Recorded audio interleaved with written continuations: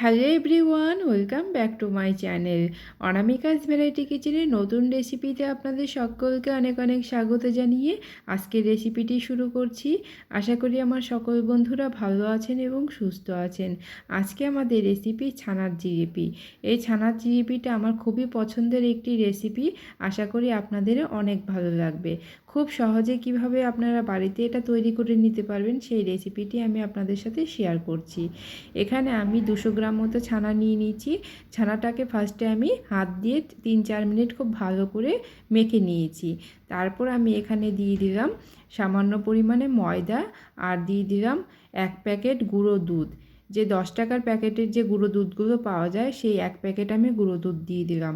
ময়দার পরিমাণটা কিন্তু খুব বেশি একটা দেবেন না। মাখতে মাখতে বুঝতে পারবেন কতটা ময়দার প্রয়োজন। খুব বেশি ময়দা হয়ে গেলে কিন্তু মিষ্টির টেস্টটা ভালো লাগবে না।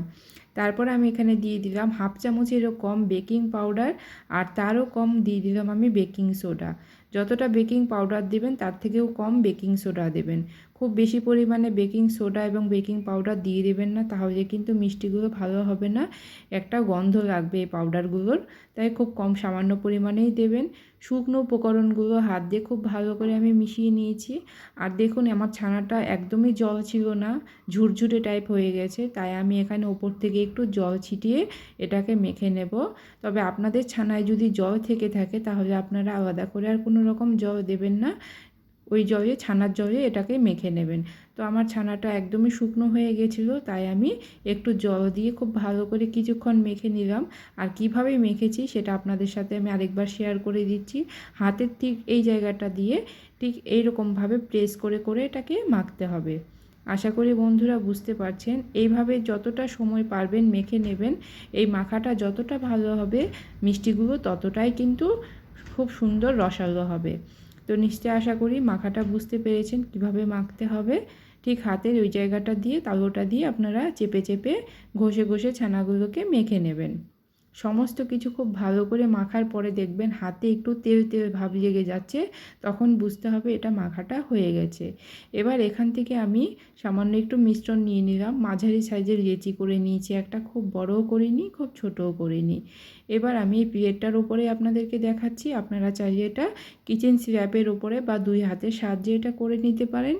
আমি দেখুন একটা মোটা দড়ির মতো করেছি, খুব বেশি সরুও করিনি খুব মোটাও রাখিনি দড়িটা। এরকমভাবে একটা দিক প্রথমে আটকে দিয়ে সামান্য পরিমাণে নিয়ে আটকে দেবেন, দিয়ে অপর দিকটাও ঘুরিয়ে আটকে দেবেন, তাহলে কিন্তু হয়ে যাবে। খুবই ইজি। আমি আরেকটা আপনাদেরকে দেখিয়ে দিচ্ছি। দেখুন এটা দেখে বুঝে নিতে হবে বন্ধুরা, এটা বইয়ে বোঝানো যাবে না। প্রথমে আপনারা একটা এরকম লম্বা দড়ি মতো করবেন, আর দড়িটা খুব মোটাও হবে না খুব সরুও হবে না। ফার্স্টে একটা দিক থেকে এরকমভাবে একটু লাগিয়ে দিয়ে অপর দিক থেকে নিয়েও এভাবে ঘুরিয়ে লাগিয়ে দেবেন, তাহলেই খুব সুন্দরভাবে হয়ে গেল। আশা করি এটা আপনারা বুঝতে কোনো রকম অসুবিধা হয়নি আপনাদের।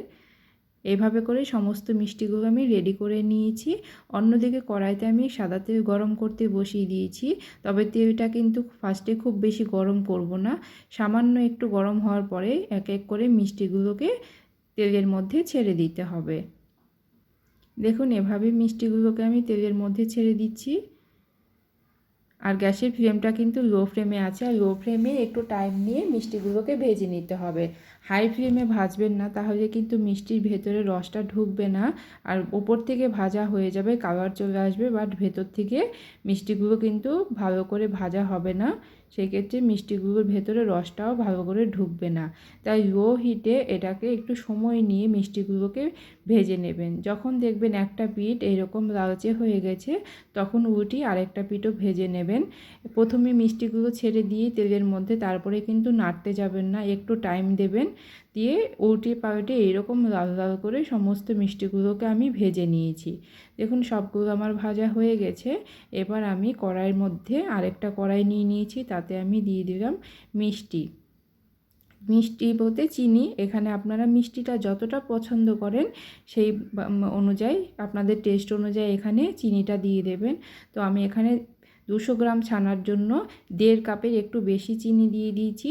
আর এখানে আমি তার ডবল আমি জল দিয়ে দিয়েছি, তার মানে আমি 3 কাপের একটু বেশি জলটা এখানে আমি দিয়েছি।